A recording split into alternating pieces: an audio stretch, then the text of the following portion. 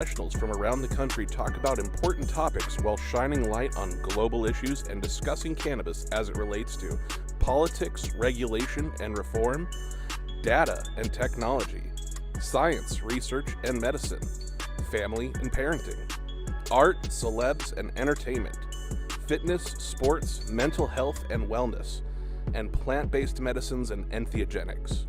Together, we are building a stronger community, fighting the stigma and creating change.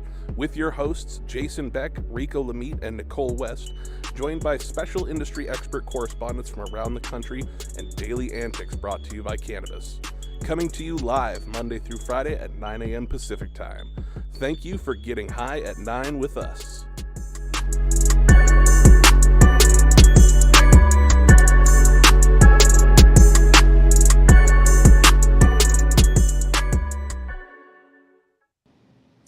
Oh, yeah. Good morning, and thank you all for joining us today at High at 9 noon is our. I'm Jason Beck, and today is Thursday, August 25th, and we have a shit ton of news for you today. Tons of hot stories, tons of hot takes, lots of trifling news, and all the crazy shit that you definitely want to know about. So, with no time left to spare on any of this, we're going to bring up the dope dad, the Rico Lamitte, the TEDx multilinguist, speaker to all languages and ages, and when he's not busy being an amazing father and a TEDx speaker, he's doing media with Canavision, and when he's not doing anything like that, he's backpedaling on safe banking. Coming up next to the stage, it is none other than Rico Lamitte. Comment allez-vous? What's happening, everybody? My name is Rico Lamitte, dopest dad on the street, and my story today is out of Newsweek by Samantha Berlin. Man slammed for attempting to bring 4 children to cannabis wedding. Back in 2018, when I was heavy on the event scene, the Flower Daddy hit me up to check out his cannabis wedding expo here in LA, and I'll never forget how amazed I was at how big it was at the time. How much interest and opportunity was in the idea of cannabis weddings. We planned on collaborating on a few events, but never panned out due to scheduling conflicts. Fast forward to 2022, and legalization and decriminalization are both pretty much everywhere in the nation, and cannabis weddings are quickly becoming commonplace. And the story that I was going to cover last week, before we had a few big headlines roll through that took precedent, NBA champion and Golden State Warriors superstar Draymond Green even had a cannabis party had cannabis party favors and hand-rolled blunt station at his star-studded wedding, with plenty of folks leaking pics of current NBA players opting into sparking up rather than toasting to the bubbly out of a champagne flute. What a time to be alive. But that brings me to today's headline: Man slammed for attempting to bring 4 children to cannabis wedding. And the title's a little misleading, but I think it poses a question that's fair game for debate. Should kids be allowed to attend cannabis weddings?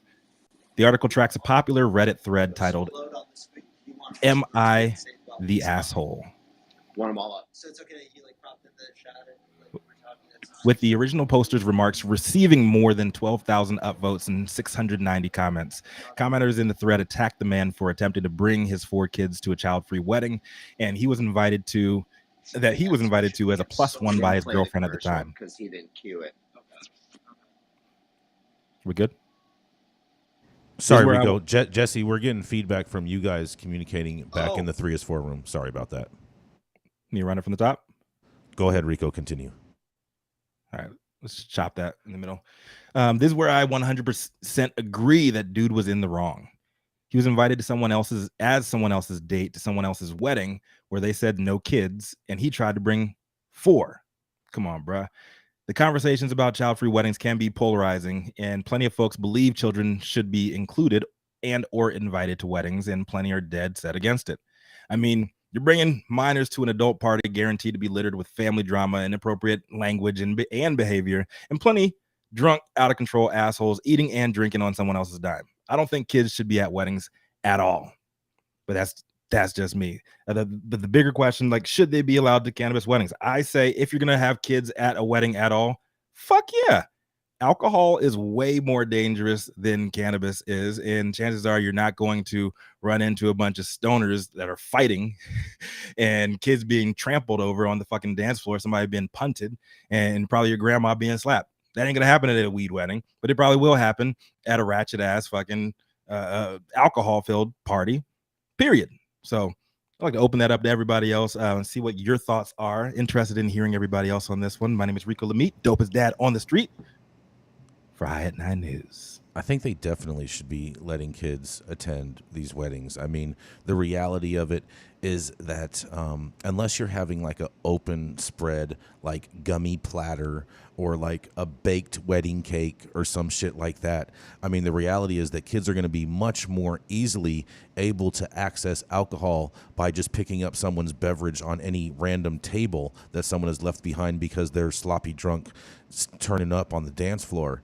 Then they would ever chance to be smoking a joint randomly because people walk off to the side to go smoke during a wedding and whatnot, and like you're in a circle with adults. I'm going to disagree only because if I threw a cannabis wedding, I would want people to be able to smoke at the table.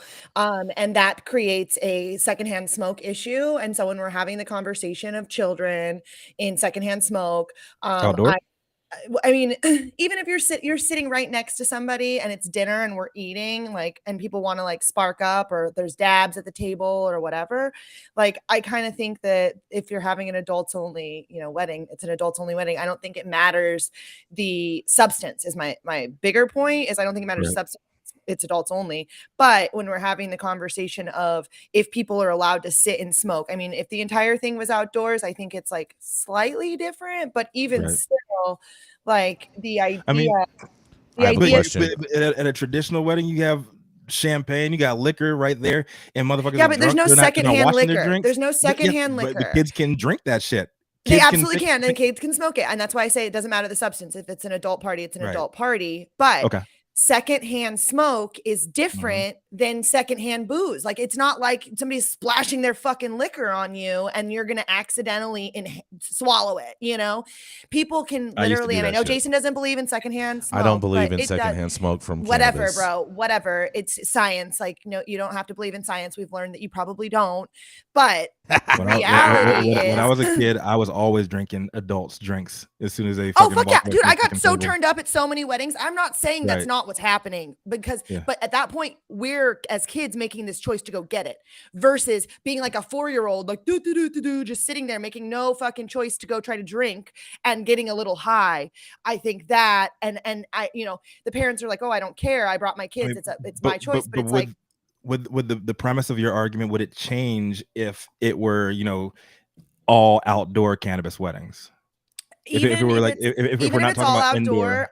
Even if it's all outdoor, I still believe in the barrier of space of like having, like California does like fucking 50 feet from a building or some shit like that. Like there's some number. I think that there is a distance that we should be considerate of, like I think it's 100 feet. I disagree. I think it's 100 feet in California, Nicole. I just disagree. I'm not saying I don't think kids should ever be at weddings.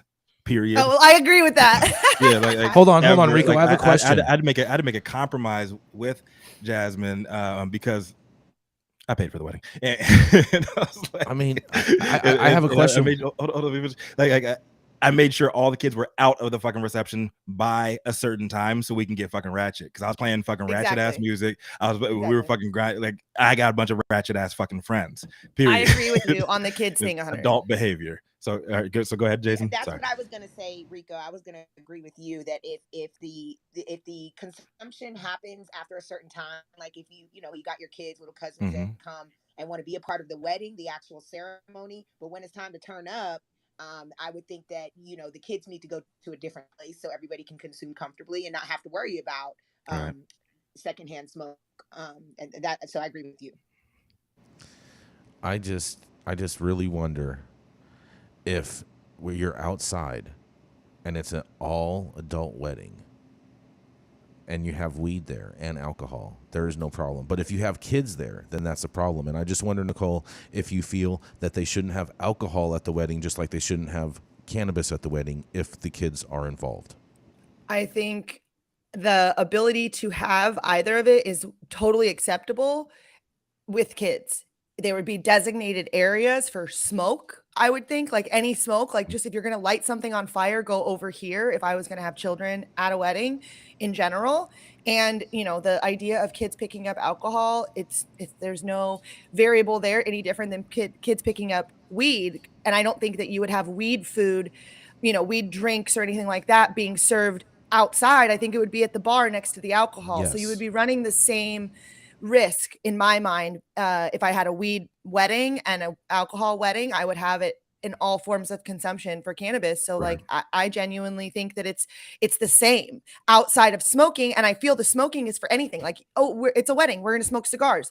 Go the fuck Right. over here. If there's kids, go over here. Like, that's it. Like, that's all I'm saying. It's like, if there's kids, give them their fucking air bubble, like give the children their fucking clean air bubble as much as you can. And I know, Jason, you don't believe in safe spaces, but what about the children, bro? I mean, whatever. I mean, their parents are degenerates, so why are we so worried about the children? I'm just saying. Not all of them. But I think we have Jesse Barney from 3 is 4 that wants to say something on this. We're the children of the future. I think if we're gonna think about smoke like that, we have to ban campfires and s'mores and everything else, and barbecues, plastics, and things that are contributing way worse than a little bit of cannabis smoke at a wedding. Where like I've seen kids stand around a fire and inhale that smoke, and people throw on like plywood and stuff, and that's not outlawed. Sugar. Do it. You know what I mean? Like, I mean, we used to throw styrofoam cups into the fireplace. I'm a father of 4, and to me, this is a silly conversation. This is probably somebody who doesn't have kids who's coming up with these thoughts. That's my 2 cents. I love it. I think there's plenty of people that do have kids that don't always want their kids exposed. And so a big piece of what I'm trying to do, especially in cannabis, is maintain as much professionalism in what we're doing until we have a little bit more freedom. We're not there yet. Those people need to think. Thank you, Jesse. Thank you for your comments on this. We're going to go ahead and jump to our commercial. Hold on. We're going to go ahead and jump to our commercial. I just wanted to say I agree with Nicole, Dr. Felicia. I don't have any. At True Classic OG, we live by one motto: stay true. We stay true to our legacy cut of True OG that's always fresh, piney, gassy, and delicious. We represent the spirit, hustle, and diversity of our great city of angels. And we stay true to the spirit of this plant, doing everything in-house to ensure that you get the highest quality and consistency with every batch. And that's what's made us LA's favorite OG. True Classic OG. Stay true, Los Angeles.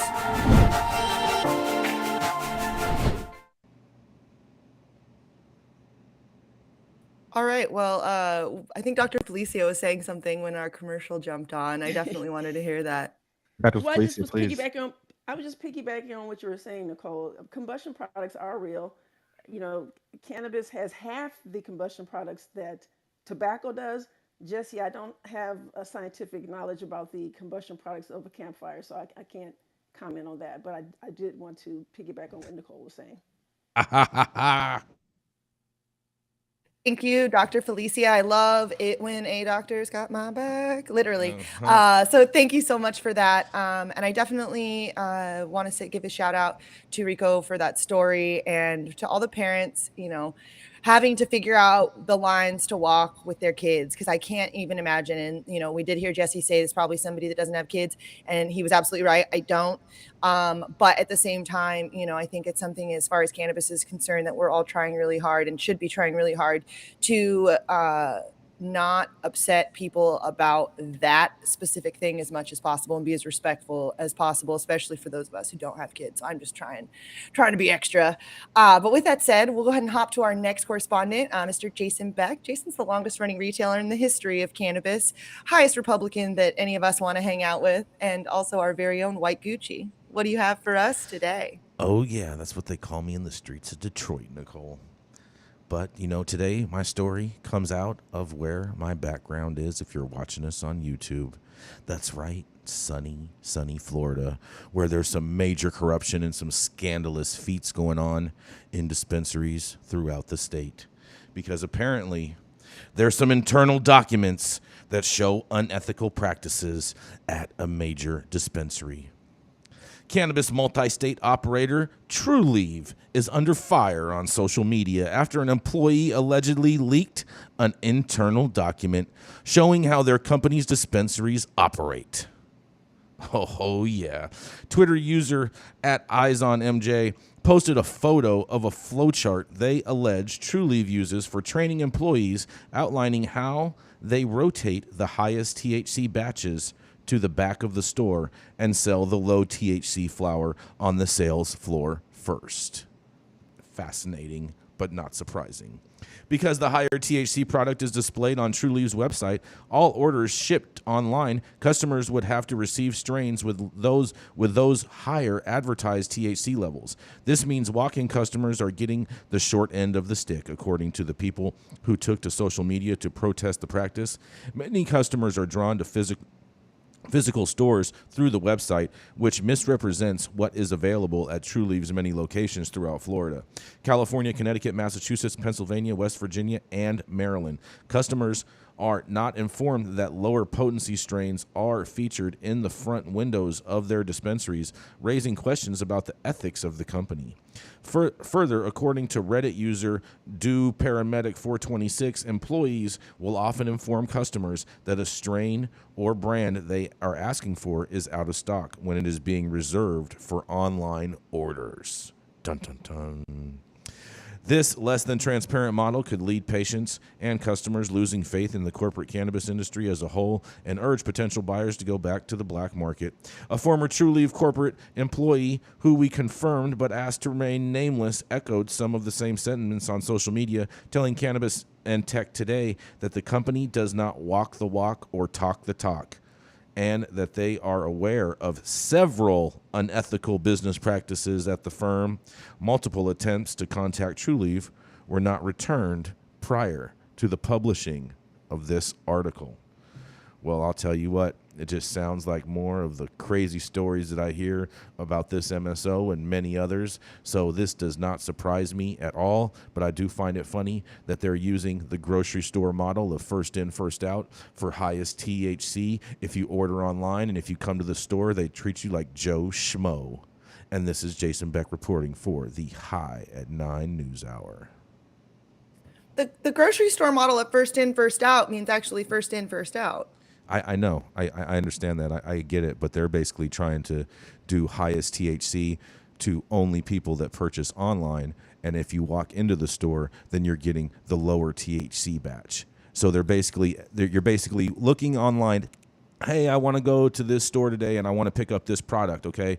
And when I go purchase that product, it's not giving me the same exact product that is showing me on the website. It's giving me like an older product or maybe even a newer product, who knows, but it's a lower THC percentage. And in the days when customers are only buying based off of unequated THC percentage, it's definitely misleading the consumer.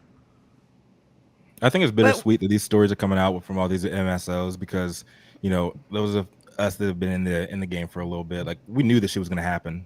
These big motherfuckers coming in, but at the same time, it shows that the industry is being normalized. These are the same stories that we're hearing in mainstream America from any grocery store or any other fucking like specialty store. The same shit happens. This is capitalism, Jason. This is American capitalism at play right now. I mean, I would argue that I'm just, you know, I'm a full market cap, totally all with capitalism all the way. Full market, not free market, because free market capitalism doesn't. Full market, doesn't full market exist. capitalist, full market. but seriously, you so if you go online and you're like, hey, I'm gonna go and buy this product, and then all of a sudden you get to the store and you find out that you have to buy something else, or you're not getting that exact product that you thought that you were getting online because your heart was set on 39% THC and you're trying to sell you the same product that's 26% THC. You don't 39. Think that's misleading the customer? I mean, in America, it is all about how you can argue that case. Can you can you say? Doesn't apply to any other industry. You don't get right. 17% alcohol or beer or whatever, and it varies. It's not like organic. That. You don't get right. You might get organic fruit versus non-organic fruit, but that depends on the grocery store that you shop at. I mean, when it comes to cannabis and all of its variants and how diversified it is, it's not like any other industry or product. It's interesting because they're not quite bait and switching you, because if you are placing the order for the highest potency stuff online, it looks like you're still getting it. But what they're doing is they're using it to be a marketing lure to get you into the store. Exactly. And then they flip it on you there and they're like, And oh, then- we're out of that product or whatever. And Yes. so It's the that bait that and part switch. definitely. The flow chart made me laugh so hard. Like Oh, it's so good, right? Bro, I'm so all good. about logistics and SOPs and organization, and Flowcharts are my love language. Bro, flowcharts are very much my love language too. And like this made me happy and sad at the exact same time, because it's like there is a level and a way to utilize a flowchart to provide a better level of service and educate your fucking customer so that they can understand that this isn't relevant. And these big companies like the True Leaves and the Cure Leaves have the money to do so and the ability to educate the fucking consumer and stop this madness. But instead, they're just like, let's make indica and sativa edibles and sell them to people, and let's fucking only sell the highest potency THC on the front end. And they're literally just perpetuating the bullshit that, Nicole, did you make it high enough on the high enough up the food chain at RJ Reynolds to see any of these kind of flow charts about like marketing to children, marketing to minorities, selling menthols in the hood? Sure. I definitely made it high enough. I made it high enough in the food chart in that I understood a few things. Tobacco marketing has a term called ASU 30. And that's an acronym that they use on like a fucking reg. And ASU 30, they turned it to ATU 30 when I worked there, because we were rolling out the snus pouches. ASU 30 means adult smoker under 30, and that's your target market. And so they make sure that they put the adult in there just to like, no, we're not marketing to children, but we are marketing to adults under 30. The more lively bunch, the ones that their bones don't ache and creak when they get out of bed, the ones that have a few more years in them. There's no way that Juul did not have this kind of shit, like verbatim, like when they were copying Big Tobacco's game plan to attack kids. For sure. Excuse me, to market to kids. Syntax is important. So they specialize in marketing to the people that can consume their products for at least the next 20 years. Well, yeah, dude, that's why Facebook is dying. They can't get the kid. They're focused on. I mean, the whoever does their market research for True Leaf is fucking truly brilliant in the way that this was rolled out. It's maniacal as fuck. It's very mustache twisting, but like, it's brilliant, because the online is what gets you through the door or gets the sale, right? And so like you look everyone up on Weed Maps first, and so it's like Weed Maps has to have the highest potency, and then you also want to have higher potency than everybody in the neighborhood if you can, and you want to have the better price. And so it's just like it makes sense that they've done this, and one thing that I will say is the consumer is training us at a certain point, and we have to be conscious of that, because this industry is such in its like infancy state that like if we let the consumer train us, we're just going to be a bunch of fucking idiocracy bitches rolling around like, oh, everybody drink Brando.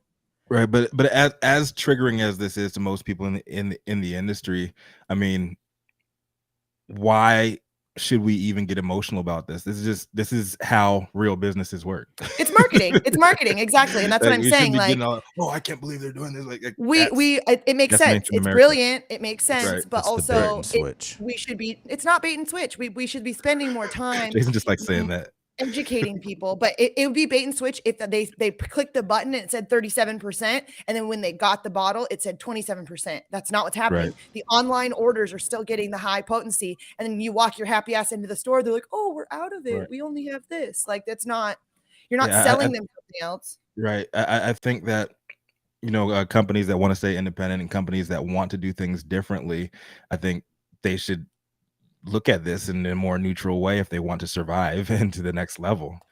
Like if these documents are being leaked, use these as fucking tools to fucking get your money too. Because the fact of the matter is, this is a profitable strategy, and this is what you're up against. So it's capitalism, or it is, go for a co-op model and secure your borders and make sure you have a walled garden. But if you don't have a sustainable economy built within your community, like, you need to learn shit like this if you're Yeah. going to survive.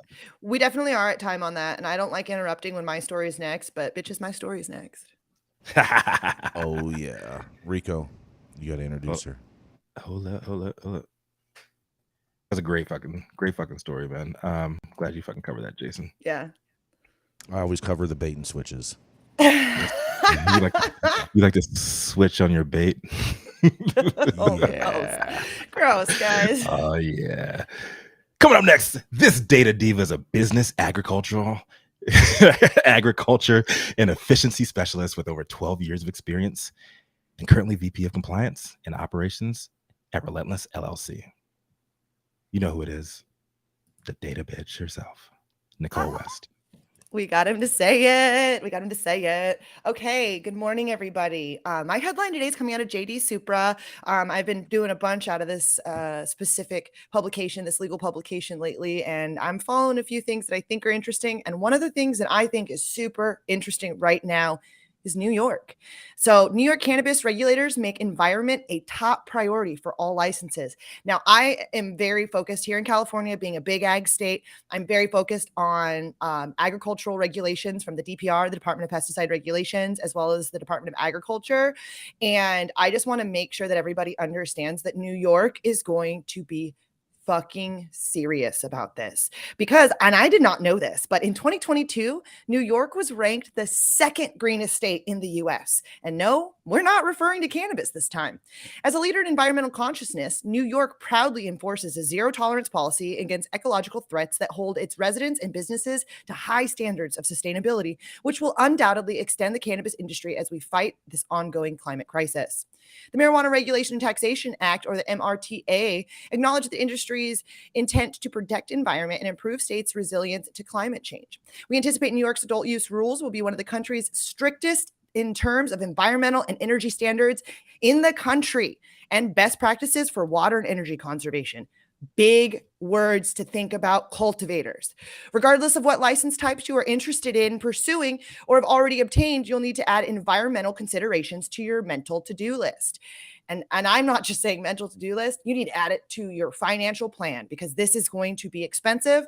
It's important, and you need to do it right the first time. Per the MRTA, in reviewing applications, the Cannabis Control Board, or the CCB, will consider applicants' ability to increase climate resiliency and minimize or eliminate adverse environmental impacts, including but not limited to water usage, energy usage, carbon emissions, waste, pollutants, harmful chemicals, and single-use plastics. Single-use plastics, ladies and gentlemen, again, something else that I cannot stress enough is going to be something that is going to be a huge deal in this conversation. Cultivators. You can expect regulation standards and guidelines to require sustainable farming principles and practices. These are likely to mandate as strongly recommended using organic, regenerative, or integrated pest management models. Additionally, regulators may restrict the use of pesticides of those restricted by the Department of Environmental Conservation to meet the United States Environmental Protection Agency, or the EPA. And for example, the revised medical regulations require registered organizations to only use pesticides registered by the DEC or EPA registration exemption criteria for minimum risk pesticides. This is a very short list, ladies and gentlemen. DEC has yet to release any cannabis-specific guidance. In order for the adult use conditions of cultivators to transition to a regular adult use license, the applicants will be evaluated that the license demonstrates sustainable practices on the following: greenhouse gas emission reduction, waste reduction, sourcing through organic principles and waste, and water reduction. In addition, licensees can present information to sustainability practices and programs such as license ability to generate renewable power outside of the purchased carbon credits to offset their carbon footprint. For manufacturers and retailers, there will be some rules that you need to consider too. Under the proposed regulations, licensees have a few options for meeting these sustainability requirements, and the options include propose reuse strategies for collecting reusable cannabis packaging, components that sanitize and refilled reused cannabis packaging. The retail packages will need to be sanitized and disinfected either by a licensee or by a third party to ensure they are in good condition and do not contain any harmful residue or contaminants. The licensee must outline a sustainable packaging strategy that uses non-plastic, compostable, or recyclable materials, packaging that exceed 25% consumer recycled content. In addition, there are annual reporting requirements for licensees who package products for retail sales. These licensees must annually report the key metrics, including but not limited to the total amount of packaged by material by weight, sold, offered, or sale distributed in the state or any licensee in the prior calendar year. So what can the current prospective New York cannabis operators expect moving forward? Well, we got to get the final regulations and additional guidance that's coming out. There's some proposed legislation in the last legislative session. The environmentally focused cannabis bill, SB 8203, was sponsored by Senator Michael Hinchney. This bill is intended to promote recycling in the industry by requiring adult use cannabis retailers to apply a $1 deposit for any product sold in a single-use plastic container to reimburse customers the deposit returned by the container. It also requires that the package is made of at least 50% recycled materials, ladies and gentlemen. So how can the New York cannabis operators stay compliant with the environmental regulations? Well, look not only to the Cannabis Regulatory Agency for guidance, but also the DEC. Be on the lookout for new FAQs, guidance, and regulations or comments from the regulatory board, and create a checklist that you can easily reference. When in doubt, ask your inspector for help. And ask your legal team or compliance consultants for guidance. This is something that is a huge deal. I am a big proponent of environmental sustainability, and I am a big believer in building these things into your business model early. Now, when we're having the conversation of single-use plastics, this is going to be a bit of an issue for a lot of people. Glass and recycled materials. Any of you packaging manufacturers that are out there in the world, double up on New York right now because it is about to get fucking real. This is one of the few states that I've ever seen with such a positive movement in the way of regulations in regards to environmental sustainability for cannabis, but I don't think it's going to be the last. And I would go so far as to say that California would probably start to try to come in as a quick second because we are in a very big crisis right now environmentally, as well as making sure that the cannabis industry doesn't continue to pose threats within this state. I am super interested to follow and hear if anybody else has some comments about this, but way to go, New York, on environmental sustainability. And I'm Nichole West, getting high at 9 with y'all. I mean, Nicole, in regards to the plastic thing that you were talking about with the plastic issue, I mean, we would have this whole problem solved in every single state if the regulators would actually do something smart and just certify Ziploc sandwich baggies as legal packaging like weed has been sold for decades upon decades. We would not have this plastic issue. No, shut up. It's still plastic. No, I would like to make sure that we put out really good information here and tell everybody that none of this information applies to anybody operating a food truck. That's right. That's right. And everybody eats food. Not everybody smokes weed. But everybody should be buying from food. Everybody should be buying their weed from food trucks. I'm impressed, y'all. I think this is the vision of the cannabis industry that I thought had completely evaporated. The thoughtfulness that went into writing this, I just think it's amazing. And the same thoughtfulness that they did to Stay Green could be done with social equity. So I'm just saying, if the will is there to do it, it can be done. Yeah. Right. Dr. Felicia. Woo-hoo. Yes. Dr. Felicia, I do believe you on one part, is that if there's a will, there's a way. I'd like to give another shout out to CRCC and the implementations, the amendments that they recommended as well that could help our communities, mainstream America and the banking industry. They should pick up a lot of those amendments as well. They should be helping out our communities. There'll be a lot of people picking up a lot of shit, bro. Cannabis industry people have better fucking ideas because we've had to. Well, that's because we smoke weed and we understand the creative process because we are creatives. Yeah, so we're very creative. Yeah, we color with all the crayons in the crayon box. We made up how to get high out of an apple. You know what I'm saying? Like we found a way to get high out of a fucking fruit. We smoked hash with butter knives. Like we're fucking geniuses. That's right. We smoked weed out of a tin can. Right. Out of I didn't die. Toilet paper.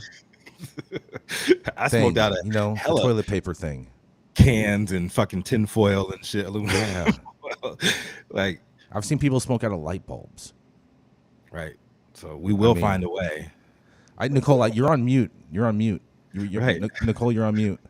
I'm like waiting for you to step in. Still can be made with hemp, so we can do it. That's meth. Right. That's meth. If you saw somebody smoke out of a light bulb, Jason. No, they were actually smoking weed. Trust me, they were smoking weed.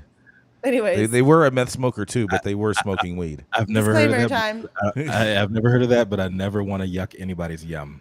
I mean, All right, guys. I was ready to So throw the up in my thoughts and mouth. opinions and general shade thrown on the High at Nine news show are those of the individual speakers, not those of any other speaker or the followers. The statements made do not constitute legal or accounting advice, and our speakers make no representation regarding the legal status of substance in any country, area, territory, or authorities. The views expressed in this room do not establish fiduciary relationships. Our sponsors do not imply, constitute any endorsement by us of the expressions, any of the opinions whatsoever the part of the speakers, anyone on stage. If you're easily offended, this show is probably not for you. Also, fuck off. That disclaimer was right on time. I just got to say that. I love that. I love that. And just as a technical note, Nicholas Wildstar, we see you here in Clubhouse. I need you to accept your speaker invitation. You have not accepted one yet. I need you to do it. You're up next. So I'm going to send you another one. Please accept the speaker invite. But nonetheless, hold on. Yeah. Flying into LAX and you want to taste some of the best weed in the world?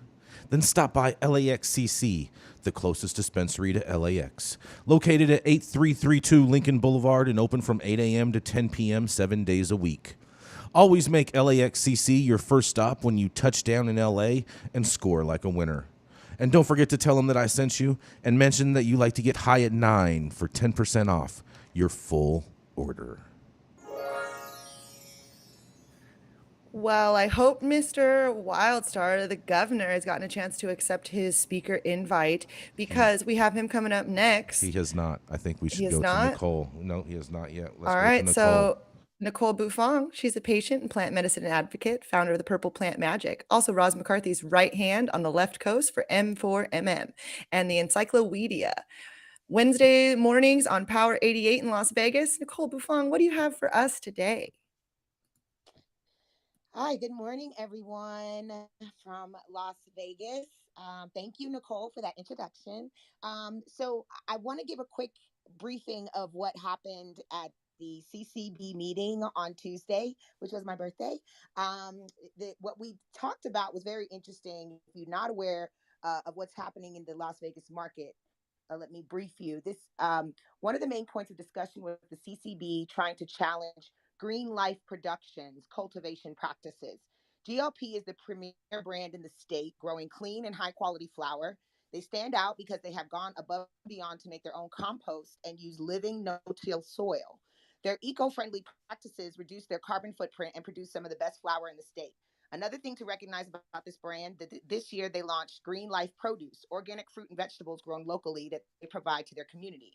If you're a fan of GLP products, when you visit the Las Vegas market and you would like to express your support of the brand, the CCB should be encouraging all cultivators to grow like GLP, not penalize them. So you can contact me at Purple Plant Magic, and I can advise you on how to submit your comment to the CCB in support of GLP. I've heard a lot about dry flower in Nevada, and I will go on record right now and say that GLP flower that I buy in the dispensaries is never dry. The other thing to understand that is happening in Nevada right now, cultivators are using thermal radiation on their flower. Not all, but those that do claim it is to kill microbials. Instead of growing and processing properly, they are zapping the flower before packaging and distribution. The CCB has mandated that all those that radiate flower must label as so that consumers are aware.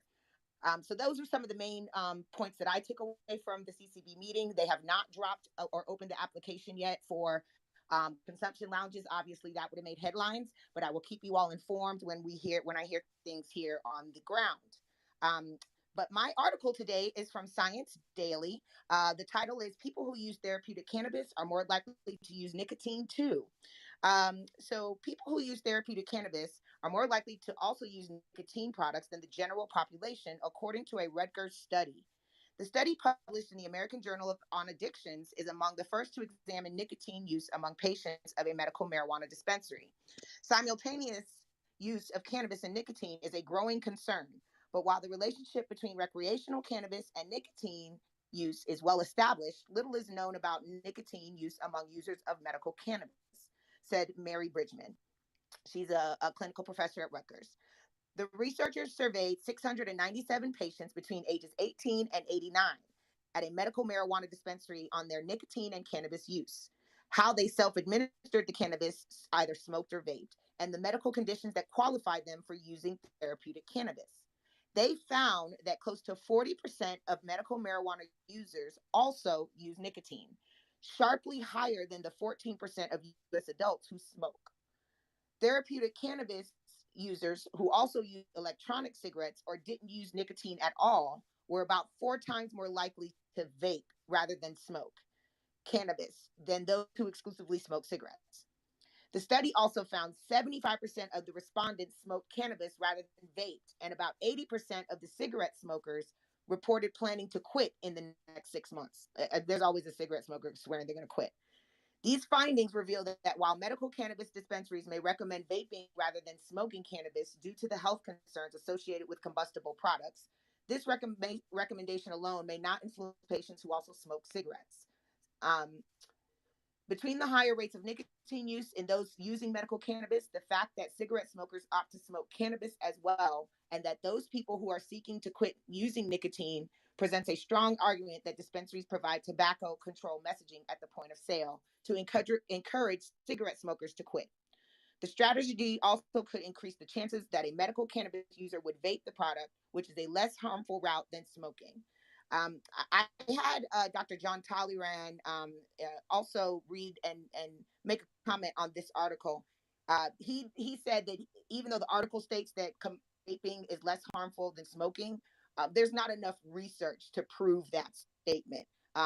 We just know that it's an alternative to smoking. And of course, you get more medicinal benefits because you can retain more of the cannabinoids and terpenes. But we just don't know. The research hasn't proven that yet. So that is my article. I'd love to hear what my other correspondents think about this information. And thank you for this is Nicole Buffon reporting for High at 9 News. Well, I think a distinction needs to be made between what type of vaping you're talking about. Are you talking about, the disposable vape pens or cartridges, or are you talking about electronic vaporizer? Because there is some research about electronic vaporizers made for dry flower versus just smoking a joint. So there is some research out there about that. And I guess I was having trouble trying to understand what the purpose was of the research, but because it's almost like they're trying to say that people who are doing cannabis are more likely to do tobacco, but most people who are addicted to cigarettes started when they were very, very young. So they did list in one of their limitations that we don't know if people started cigarettes first or cannabis first. So that's a limitation of the study. I also wish to know if these people were actually under the supervision of a healthcare provider who's helping them manage their cannabis, or did they just go get a recommendation and are out there on their own trying to do it? Because CBD can help people overcome nicotine, cocaine, alcohol addiction. So cannabis or CBD dominant cannabis can help get off of tobacco. So those would be two things I would be interested in. When did they start, and are they under the medical supervision of anyone? And they can actually maybe contact these people again and go forward, or say, if you participate in this study, let's follow you over time and see how many of you all stop smoking. Thank you for that, Dr. Felicia. I started, and I like we talked about earlier, I used to work for a tobacco company straight out of college. Worked for RJ Reynolds doing marketing. And I was a pretty heavy cigarette user. I'd say at about the same time that I became a fairly heavy cannabis user. But I definitely smoked cigarettes first. I definitely had access and regularly smoked cigarettes first. I do think that my continued use of tobacco is an interesting consideration as far as whether or not I smoke weed. I do still smoke blunts. I don't smoke cigarettes anymore. I quit smoking cigarettes while smoking cannabis. And I don't work for RJ Reynolds anymore, obviously. But I'm curious, and like she was talking about when it comes to vaping, I'm curious as far as the way that, because I'm hearing 6 and 7 year olds getting caught with Juul e-cigs and stuff like that. So I'm very curious to see what the kind of the next generation and how they're affected by the e-cig world, as opposed to tobacco, actual lighting something on fire and smoking it. Also, too, from an environmental standpoint, wouldn't vapes be more damaging to the environment because they're like actually something that you throw away as opposed to just like a cigarette butt that just A cigarette will butts like fuck biodegrade? shit up, Cigarettes are dude. Yeah, cigarette butts are bad. That's fuck, like, for real. But I really, used to smoke a lot of cigarettes when I was drunk as hell. Yeah. At the end of the fucking club night, just smoking a fucking cigarette. Why? Why not? Because you're Yeah. wasted. Yeah. Same, Rico. But it's interesting what Dr. Felicia said, and Dr. Felicia, let me ask you real quick. That you said that there is proof that shows that dry vaping flower is less harmful than combustion. Is that what you said, or did I mishear? Yes, yes. Using electronic vaporizer to bring cannabis into your lungs is safer than smoking it. And I what feel like is you not, what can't get has as not high been though. proven, what has not been, yes, you can get get high. high. You get No, high. you actually Just actually fine. get stupid retarded high. It's like an edible high. No, It's you not don't, even Oh Jason. my God. enjoyable. No, It's you don't, terrible. Oh my Jason. God. I would not Jason, recommend it to no one. Jason, stop. First of Obviously, all, cannabis as a affects all of patient, us differently. as a patient living with HIV, I know that when I combust cannabis, it puts more mucus into my body, which is more harmful for my body than when I vaporize it. I know that based on the research that's out there, and I promise you, I still get high even though I vaporize dry flower. It's just not as instantaneous, I would say, but it is. And it's just different. I don't have as much coughing or as much a mucus or phlegm, I would say, when I'm vaporizing versus when I'm smoking. Right. Vaporizing is the Mucus- obvious better answer because you're not combusting something. And just like we heard earlier, Jesse talking about like bonfires and all this shit, like inhaling combustion is But- not good. But is that how God intended us to get high? I mean, I'm just gonna say this. As a patient and as someone that has cerebral palsy, I would never vaporize flour. I think it's totally pointless, totally useless. It does not work for me. All right, Jason. That's just not it. I'm only gonna smoke weed. I So am you're glad saying, you like, said for are you trying to I'm get like glad you the said for you, entire Jason. community? For you, Yes, Jason, that's for me. not. The whole, Yeah, the let's jump to entire- the next story. This has gone too far. Thank you so much, Nicole. I really appreciate your following up on the event that you went to, and Yes. also happy belated birthday. And yeah, let's hop to our next correspondent. Oh, for sure. Just me. Is it the governor? Is he in, or do we have Yes, he Matthew? is. The governor is He's- not he's with here. us. He has not He's here. accepted it, but I do Oh, he's have. in. He's in here. No, he's in. He's Yeah, in. he's gonna be audio in yeah, we here. got him. Oh, there he is. There he Yes. is. Amazing. Yeah. All right. Do you hear me? All right, let me hold on. You want me to give the intro? You know what I'm saying? Do your thing, bro. All right. He's a Wisconsin-rooted, Fresno-based raptivist, repping the strong, conservative, black voice mainstream media and Joe Biden do not want you to know exists. But the haters and race baiters will not block out the black side of liberty perpetually exposed by the man who may or may not be responsible for the recall election last year. Nicholas Wildstar, what you got for us today, my brother? Morning. Thank you, Rico. Although California has fully legalized cannabis, workers can still be tested for THC while employed for applying for a job, even though experts agree that tests cannot reliably prove cannabis impairment. A bill currently under consideration in the state would protect workers from discrimination over off-duty cannabis use. Democratic California Assembly member Bill Quirk introduced Bill 2188 in February 2022. It passed the chamber in May, and on August 11th passed the Senate Appropriations Committee. Lawmakers now have a week to pass it before the session ends on September 1st. If it passes, Governor Gavin Newsom, fresh from vetoing safe consumption site legislation, will have until September 30th to sign it or veto it. I have heard grocery store workers that tripped or fell off a ladder and they were denied their workers' compensation because their employers required them to take a urine test.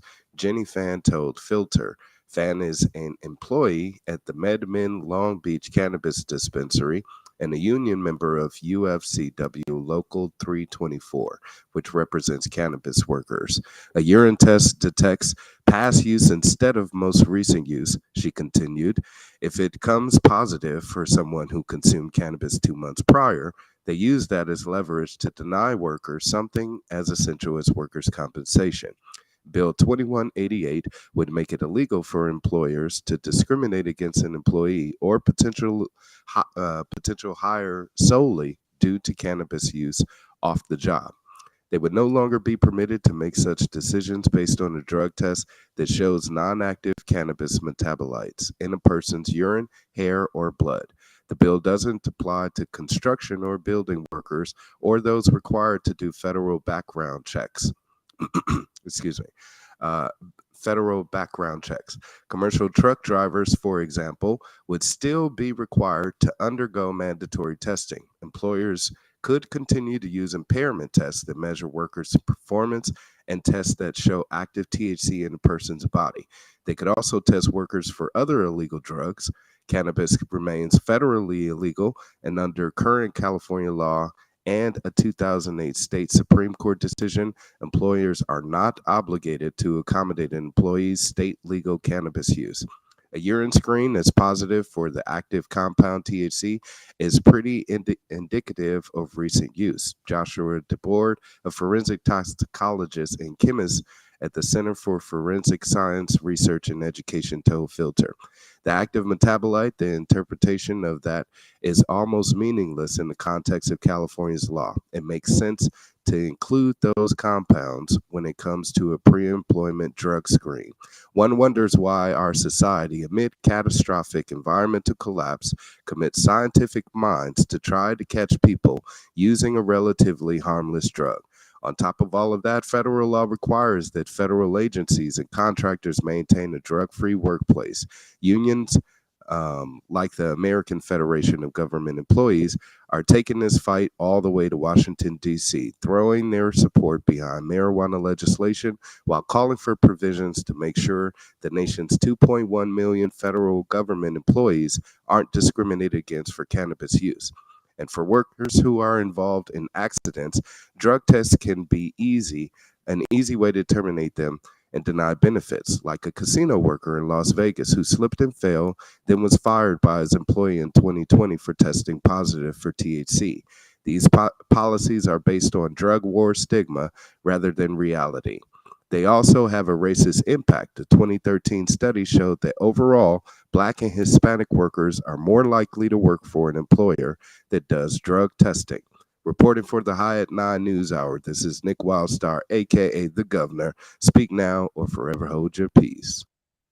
I'm really curious to hear what Nicole has to say about all this, her being such a Absolutely. labor law know-it-all. Such a fan of MedMen and UFCW. So this is actually really interesting because I've been actually going through a lot of this with a bunch of my clients in regards to insurances. Now, there's a bigger beast, I'd say, than the workers denying you, as the insurance company using that against the company that insured you. Right. And them, their adjusters coming out and saying, oh, we can't cover you on this policy issue because you violated X, Y, and Z. And so that's something that's been, and like you knowingly had employees that were operating vehicles. It's going to be a huge issue. And this is something that, I'm really glad that there's, the unions are standing behind to be like, this can't happen. It was really interesting when I got hired at the UFCW I was at the national level. They had to update regulations at a federal level in order to hire me because they had rules against hiring felons at all. At a national level in any union in the United States. And so they had to actually update regulations in order to allow cannabis to exist. And like, it was really rad when they did that to hire me. But the idea that, these companies are going to sell weed and then potentially use it against you, I think that would be, fucking trifling as hell. But the bigger concern, like I said, is even above the employer in the way of like these unemployment insurance companies saying that you violated policy, because it does say that you won't do anything federally illegal in most of these policies. I think it's just truly amazing that because of your knowledge, they had to hire you and they had to change their whole drug policy just in regards to be able to do it to Well, help themselves. That in is order to hire fabulous. anybody in cannabis and be a part of the social movement, the idea that that was a regulation was ludicrous, right? And they didn't realize it until they went to hire me, and they were like, wait a second, we can't fucking hire this person. And then I'm like, how are you going to hire anybody if that's the case? I think it's yeah, so it's been really interesting to see the development of it. But Nick, I'm curious to see how this all pans out. I hope we can follow this story to see what the final outcome of it all is, because I think we definitely need to stand behind workers. And I think it's fucking rad because the government workers are we got to stand up. They're going to stand people's up. livelihoods is on the fucking line with this shit. Yeah, we're gonna get to a Make sure point you where guys you're not gonna be able educate to hire yourself on this. anybody. Like Right. I think Dr. Felicia has something to say on this. Do you have Yeah, I something was to say? I was gonna say, Nicole, that just shows you that mountains can be moved when you want to move them. Like Yep. that person, that entity wanted you bad enough that they went to those lengths. When they want to do something, they can do it. Yep, you're absolutely right, 100%. It's time to get down and lay down, and when you lay down, you stay down. Yeah. Something like Did we that. get Matthew St. Germain? Do Is we he have all Matthew? sorted? Is he alive and well? Well, I just want to say, Governor, thank you for that story. And like I said, yeah, let's it's a keep great following story. it to see how that shit shakes out, because it's so interesting. Oh, And we got to yeah, stand it's behind the workers. I know always. he was I'll having a keep tabs on job. it. Yes, Governor, you're the man. Thank you so I think much we have for the that. Count of Saint Germain has entered the building. Yes. All right. He's a cannabis wizard doing his damnedest to continue the work of the merry pranksters and the brotherhood of eternal love. Alongside the Hogwarts PhD in tripping balls, this co-host of What's Good, the Cannabis Flower and Hash Review Show, and host of Radio Free Earth podcast, boasts over 33 years in the game for sales, genetics, and cultivation, and apparently from being a count many, many, many moons. Coming next to the stage, it is none other than the Matthew St. Germain. Hi, Jason. Hi, all. Thanks for the good vibes. I've been over here trying to strangle my computer and on the chat with Restream. I'm not sure what's going on. So just imagine that I'm there on the screen and try to imagine me better looking than I actually am as well. My article today comes from my friends, the Beard Bros, and it's about the Department of Justice dismissing a lawsuit calling to overturn the outdated policy that deprives medical marijuana patients of their right to bear arms. The feds need to catch up on marijuana, states Nikki Fried, Florida Agricultural Commissioner. It is Fried who spearheaded the federal lawsuit with the intention of protecting the constitutional rights of medical marijuana patients. While the lawsuit focuses on medical marijuana, it also highlights the discrimination present in all aspects of federal policy regarding cannabis. Fried is advocating for these inequities in federal policy to be addressed, yet the DOJ motion to dismiss is founded in extraneous and incongruous reasoning, which only serves to demonstrate these very inequities. Let me just sorry, I filled in late, so I'm a little bit behind. I'm getting Beard Brothers pop-ups. There we go. It's clear by now the topic at hand is about medical marijuana, but part of the DOJ dismissal is denying the evidence that medical marijuana exists. Come on. Congress states marijuana has no currently acceptable medical use, despite the considerable amount of research proving the medicinal properties of marijuana. Just like that, the issue at hand has been reverted to the age-old fight of marijuana legalization in a general rather than the very specific circumstance of medical marijuana patients. In line with the sweeping generalization of cannabis use, the dismissal further argues medical marijuana impairs judgment, cognition, and physical coordination. None of that's true. Never mind the fact medical marijuana can have very low rates of THC, or that several over-the-counter drugs mention the exact same side effects. The major issue with this argument is based on Florida state policy that requires doctors to inform their patients of these side effects before prescribing medical marijuana. Rather than cite medical research, the legislature cites itself. This type of circular reasoning is what keeps the cannabis legislature from progressing, which is one of the issues Fried is addressing by filing this lawsuit. So I just wanted to highlight this story for a variety of reasons. Number one, I think it's a great demonstration of the falseness of the left-right dichotomy, and it shows that some of us left-leaning freaks love to own guns and love our freedom and sovereignty just as much as our right-leaning compatriots. Furthermore, it just shows the ridiculousness of this culture war and the fact that the folks at the top who are wearing these $5,000 suits are unable or unwilling to just tap into the fact that marijuana is medically helpful as well as culturally and socially lubricating. How about y'all? I love this story, Matthew. I think everyone should be able to medicate with whatever they want to medicate with. and be able to own a gun and be able to protect themselves at the drop of a dime, because the world is crazy out here. I'm gonna, I haven't said it in a while, but fucking deschedule or bust, because without descheduling cannabis, this is gonna continue to be a problem, because we're going to have an ATF versus weed battle over and over again. And my background in tobacco will tell you straight the fuck out, until we federally legalize this, it will always be a problem. You're never going to fall away from that. And so it's like, we have to deschedule cannabis in order to get people to have access to having firearms and medical cannabis, or cannabis for any purpose for that matter. Because, the reason why you can have a whole fucking bar full of hard liquor and your shotgun above it is because they're both federally legal. And everybody knows drinking a fifth of fucking Jameson and rolling around with a handgun is drastically more dangerous than smoking like a fucking ounce of weed and then Amen. passing out in your front yard holding a gun. I had a friend. Anybody I- supports this bullshit is against freedom. Is so 100%. anti-American. I had a friend who was the lead homicide prosecutor for the district attorney's office of the city and county of San Francisco. And he told me one time, he said, I have never read a police report where it involves any type of cannabis and a killing, a beating, a domestic violence, or anything of that type of nature. Unless they were the victim. Yep, there you go. It's a double standard. It's a double standard. If you can drink alcohol and have a gun, if you can take pharmaceuticals that can affect your cognition, like an antidepressant, anti-anxiety, this is a double standard. If it's okay to have a gun with all that stuff, it's okay to have a gun with cannabis.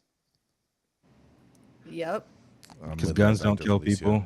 I want People kill Dr. people. Felicia to be like the ultimate like hype man, hype woman. Like, dude, every time she comes in, I'm like, yeah, Dr. Felicia, yes. Just have like clips of her audio, She's behind gold. like a bunch of war and explosions and shit. Straight Oh, gold. yeah. Awesome. That was an amazing show today, guys. Yes, it It's was. 10 o'clock. It's now 1 p.m. on the East Coast and Oh, 10 yeah. a.m. on the West Coast. And You it's know what that someone means. in between, in the middle, wherever you are. Just like peanut butter and jelly. Thank you everyone for tuning in. Thank you I think we got Clubhouse going today. We're going to be retweeting, staying on Twitter as far as putting our YouTube link on there. So if people can come to YouTube, if you don't want to be on YouTube and just want to listen to us, you want to look at our mugs right now. We are back on Clubhouse for audio only. If you do want to raise your hand, you are going to be raising your hand in Clubhouse. Please go to our YouTube, subscribe, like, share a video, record something and tell your friends about how stupid we are. No, all news is good news. All press is good press. We love that you're all tuning in. Super big shout out to Jason and Rico, my co-hosts here. I'm so excited to be back on this show, doing some news for everybody. Huge thank you to everyone for tuning in, as well as 3 is 4 for helping us make this shit happen in real life, live every day, Monday through Friday. Thanks to our sponsors, and shout out to weed, keeping it real. It's almost Friday, guys. Just one more day. Just There's get no through good today. It's Friday Eve. Tomorrow's Friday. There's no good press if you're polyester. Oh, that shit melts. That was pretty good, bro. That shit was pretty melts, good. bro. That was pretty Bars. good. But I'm not a Bye. rapper. I'm not All a right. rapper. Where's I the think outro? we've got an intro for an outro, but we love you We have guys. an intro for outro. Is that like having an Innie and an Audi at the same time? You are tuned in to the High at 9 News Hour, where you will hear from cannabis industry experts and professionals from around the country talk about important topics while shining light on global issues and discussing cannabis as it relates to politics, regulation and reform, data and technology, science, research and medicine, family and parenting, art, celebs and entertainment, fitness, sports, mental health and wellness, and plant-based medicines and enthogenics. Together, we are building a stronger community, fighting the stigma and creating change.